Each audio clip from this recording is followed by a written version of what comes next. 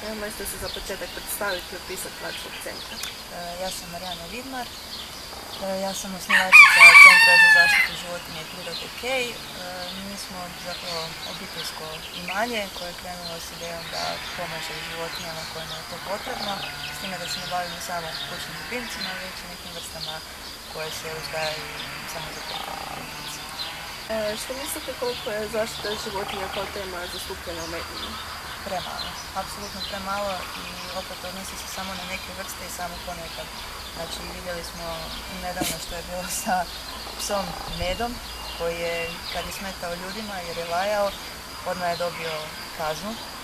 A s druge strane kad su životinje iskorištavane od strane ljudi i kad trebaju tu pravnu zaštitu kao individue, onda se to ignorira i onda se od toga ne radi spektakl. Znači smatrate da su potrebne dodatne edukacije građana?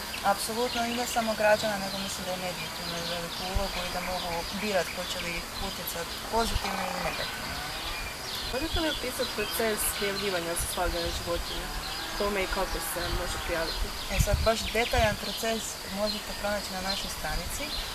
Znači bitno je uvijek što više dokaza priložiti.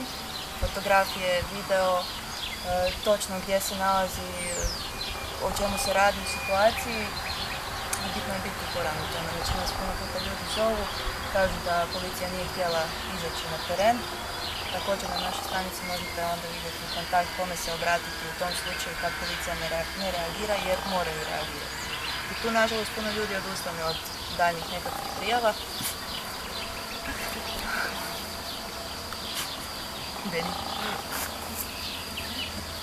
Desetaka poziva tjedno zasigurno o slučajevima gdje se životinje zlostavljaju i zanemaruje.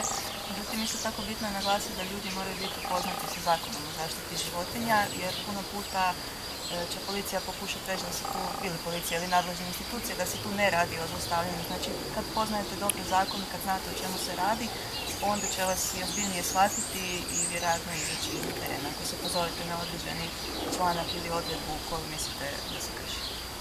Ali u svakom slučaju mislim da treba jednostavno početi educirati ljude na neki način da su životinje svjesna, osjećajna, živa bića i da tu ne trebamo praviti razliku.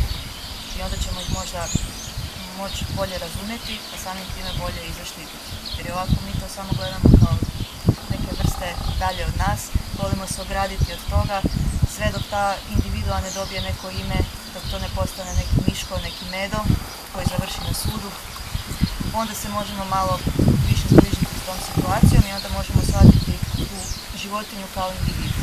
Da sad to trebalo malo proširiti i na ostale vrste i na ostale individue kojima nismo svaki dan u kontaktu.